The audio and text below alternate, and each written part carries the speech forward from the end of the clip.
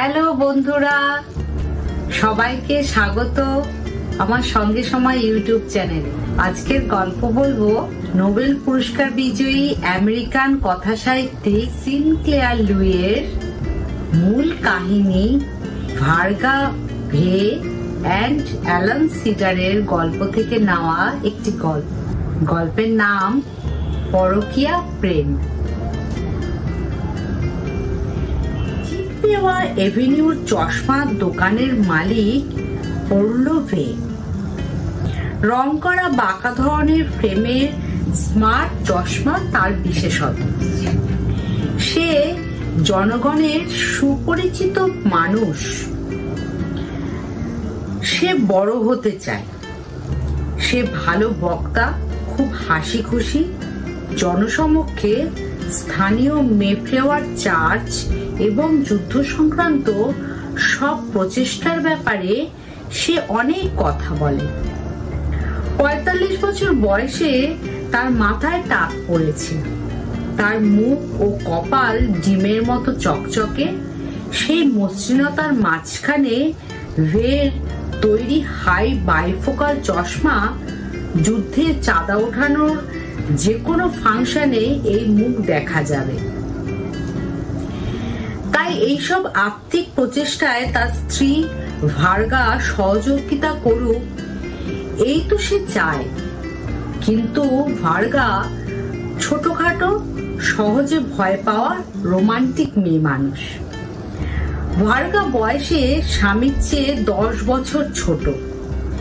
তার ভালো লাগে টেকনিক্যালার, সিনেমার প্রেম এবং পাহাড়ের ওপরে শরতের কুয়াশার পটভূমিতে যে প্রেমের কবিতা আমেরিকান খবরের কাগজে ছাপা হয়।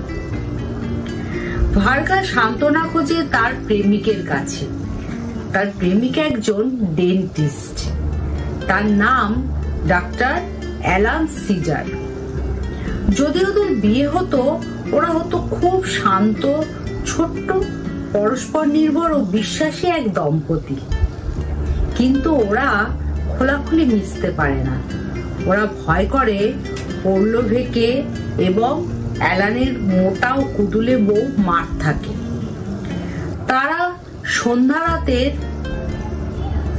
আলো আধারিতে অ্যালানের গাড়িতে চড়ে যেত শ্যাওলা ডাকা মাঠে, যেখানে তারা মিলত। স্থানীয় অভিনেত্রী সংঘের সেরা অভিনেতা অ্যালান, এবং যদিও ভার্গা অভিনয় করে না, সে অভিনেত্রীর পোশাক তৈরি করে ও এই সুযোগে সে রিহার্সালে ঘোরাঘুরি করে প্রেমিকের সঙ্গে দেখা করে। অ্যালানের বউ মার্থা সিডারের সন্দেহ জাগবার কারণ ঘটে না। মিসেস মার্থা সিডারের মতো শয়তান মেয়ে মানুষ সত্যি কম দেখা যায়। সে স্বামীকে সত্যি সত্যি ঘেন্না করে। স্বামীর অভিনয়ের মেয়েলি অভ্যাস, কবিতা লেখার বদভ্যাস, মস্ত বড় গোঁফ এবং সোনা দিয়ে দাঁত বাঁধানোর কায়দা, সবকিছুতেই সে বিদ্রুপ করে। আর তার 7 বোন ও 7 ভগ্নিপতি বাঁধানো দাঁতে চুইংগাম চিবোতে চিবোতে শোনে যে মিসেস সিডারের মতে প্রেমের শয্যায় অ্যালি রমণী রমন রণে তাড়াতাড়ি হার মানে। চেনাশোনা সব মেয়ে মানুষের কাছে প্রচুর সহানুভূতির দাবি করে এবং তা পায় এই মহিলা। স্বামী গল্ফ, ব্যাকগ্যামন খেলতে ভালোবাসে। অতএব খেলা দুটোর কোনোটাই শিখতে রাজি নয় মার্থা। এইভাবে খুঁচিয়ে খুঁচিয়ে স্বামীকে নার্ভাস করে তুলতো মার্থা। তারপর বলতো, তুমি খুব নার্ভাস হয়ে উঠেছো মনে হচ্ছে। ক্রসওয়ার্ডের ধাঁধার সমাধান খোঁজার অ্যালানের শখ, তাই নিয়ে বিদ্রুপ করে মার্থা। এবং শেষে স্বামী যখন চিৎকার করে ওঠে, আমায় একা থাকতে দাও, স্ত্রী মসৃণ মুখে বলে, ব্যাপার কি বলো তো? ছোটখাটো কথায় রেগে যাচ্ছ আজকাল? তোমার মাথাটা বোধহয় খারাপ হয়ে গেছে, পাগলের ডাক্তার দেখাও। তারপর এই মার্থায় একদিন ভয়ঙ্কর চেহারা ও স্বভাবের এক পিসির মৃত্যুর পর উত্তরাধিকার সূত্রে পেল ক্যালিফোর্নিয়ার সান জোসেতে একটা বাড়ি আর $7,000। স্বামীকে প্রস্তাব দিল না স্ত্রী, স্রেফ জানালো ওরা ঠান্ডা মিনেসোটার বদলে ক্যালিফোর্নিয়ার উষ্ণ আরামে থাকবে এবং এখন সেখানেই প্র্যাকটিস করবে অ্যালান। স্ত্রীকে খুন করার কথা অ্যালানের মাথায় এলো, অথচ স্ত্রীর সঙ্গে যেতে অস্বীকার করার কথা একবারও মাথায় এলো না।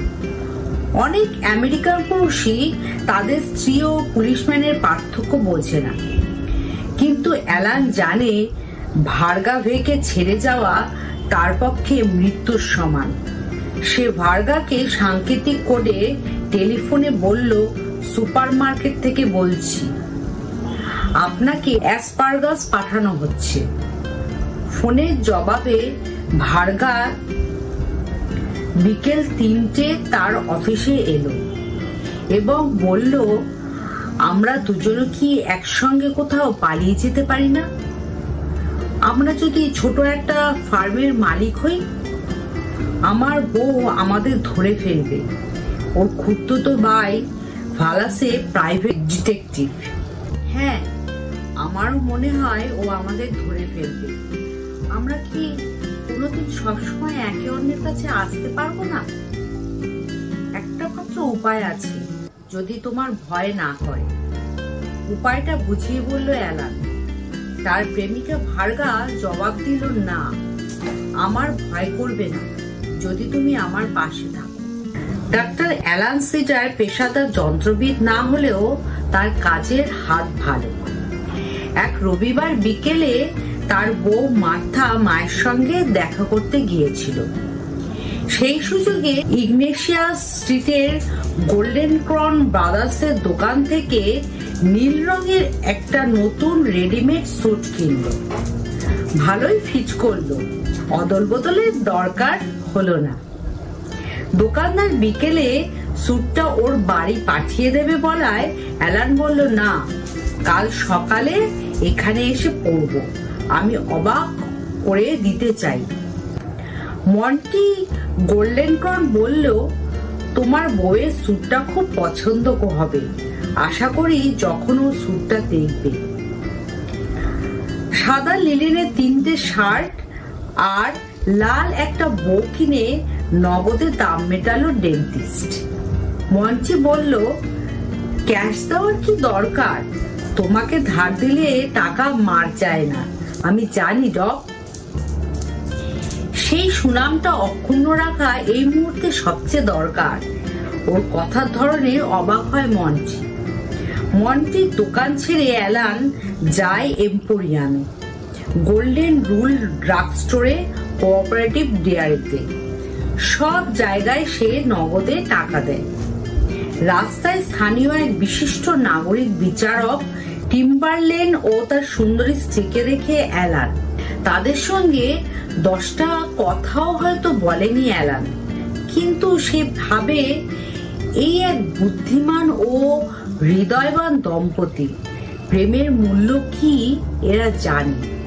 সেদিন সন্ধ্যায় সে স্ত্রীকে বলে, অদ্ভুত ব্যাপার হয়েছে আজ। ইউনিভার্সিটি স্কুল অফ ডেন্টিস্ট্রি থেকে আমায় ফোন করেছে। লং ডিস্টেন্স নিশ্চয়ই, তাই নাকি? স্ত্রী গলায় অবিশ্বাস্য যতটা, বিরক্তি তার থেকে বেশি। ওরা ডেন্টিস্টদের ট্রেনিং ঝালাই করার বিশেষ একটা সেশনের ব্যবস্থা করেছে। ওরা বলেছে কাল আমাকে সকালে মিনিয়াপোলিস যেতে হবে এবং 3 দিন ধরে দাঁত বাঁধানোর কাজ শেখাতে হবে নতুন ডেন্টিস্টদের। তোমাকেও যেতে হবে, কিন্তু আমাকে অবশ্য সকাল 9টা থেকে রাত 12টা অবধি কাজ করতে হবে। এই স্পেশাল কোর্সে বড্ড তাড়াহুড়ো করে ওরা। তুমি না হয় একা একা সিনেমা দেখবে, নয়তো আরামে হোটেলে বসে থাকবে। না ধন্যবাদ, আমি এখানেই থাকবো।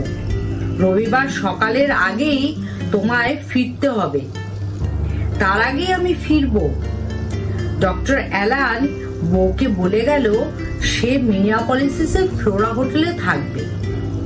কিন্তু বুধবার সকালে যখন হালকা তুষার ঝরছে, নতুন স্যুট পরে গাড়ি চালিয়ে সেন্ট পলে যাওয়ার পথে অ্যালান ভাবছিল, আমার মধ্যে সত্যিকারের কোনো ব্যক্তিত্ব শক্তি নেই। আমি দ্বিতীয় শ্রেণীর এবং অতি সাধারণ। সে একটা কবিতা ভাবতে চেষ্টা করে এবং তার মাথায় আসে শুধু আজে বাজে 3টে লাইন। ঝরছে তুষার, বইছে হাওয়া, সুখের খোঁজে আমার যাওয়া।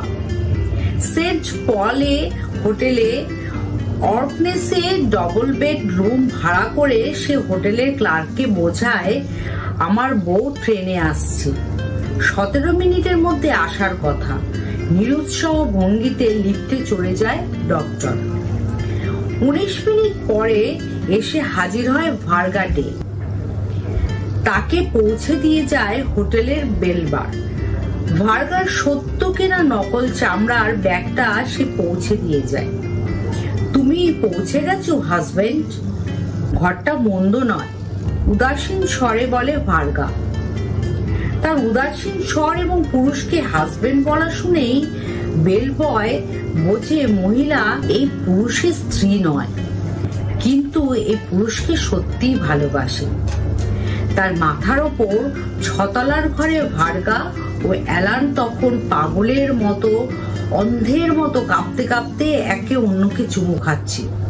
ভার্গা বলছে, ওহ, তুমি নতুন স্যুট পরেছো, ঘুরে দাঁড়াও তো।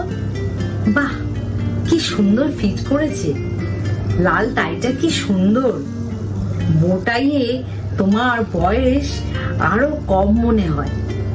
এসব কিনেছো কেন? আমার জন্য, তাই না? নিশ্চয়ই। তাছাড়া এখন ও ব্যাপারে কথা বলতে চাই না। তবে ওরা যখন আমাদের খুঁজে পাবে, আমাদের যেন খারাপ না দেখায়, কেউ যেন না ভাবে আমরা দুজনে সুখে ছিলাম না। তুমি মনস্থির করেছো তো? তুমি পাশে থাকলে আমি সবকিছুর জন্য তৈরি।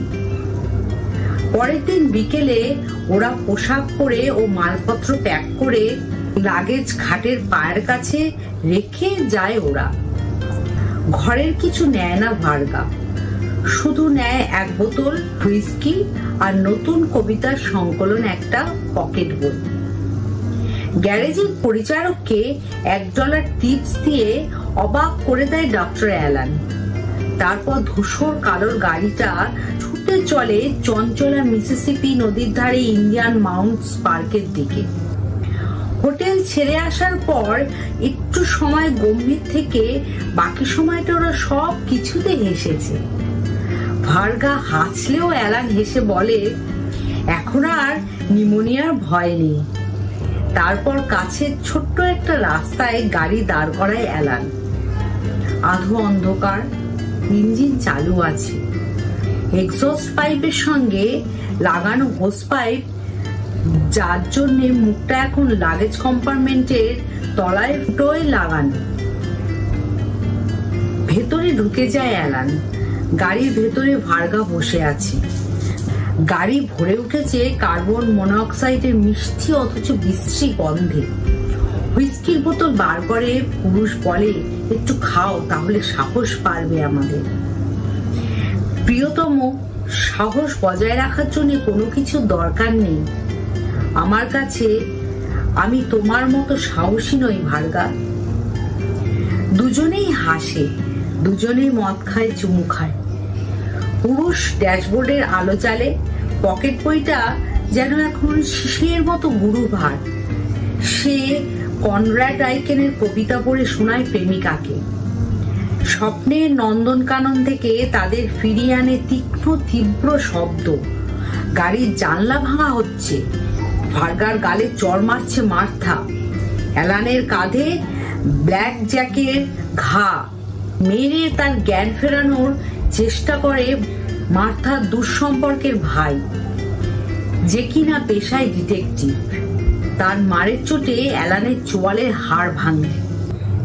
মার্থা ওকে গাড়িতে তুলে গ্র্যান্ড রিপাবলিকে নিয়ে যায়। সেবা শুশ্রূষা করে ওকে সারিয়ে তোলে এবং ওর রোগশয্যার পাশে প্রতিবেশিনী কুটিনি ও ডাইনি মেয়েদের ডেকে এনে গল্প করে। অ্যালান, তোমরা তো জানো ও একটা মেয়ের সঙ্গে, কিন্তু পুরুষের কাজ ঠিক মতো করতে না পেরে লজ্জায় ও আত্মহত্যা করতে গিয়েছিল। পরে মার্থা ভার্গার প্রত্যেকটা চিঠি গাপ করে। ভার্গার স্বামী ওরলো ধর্মের দোহাই দিয়ে ভার্গাকে ডিভোর্স করেছে। ভার্গা এখন ড্রেসম্যানের ছোট্ট দোকানে কাজ করে। তার কোনো চিঠি অ্যালানের কাছে পৌঁছায় না। প্রেম মার্থা তার আগ্রহী বান্ধবীদের শোনায়। অ্যালি এখন বুঝেছে এসব জঞ্জাল মানুষকে কোথায় নিয়ে যায়। আজকে তাহলে চলি, আবার আসবো নতুন গল্প নিয়ে।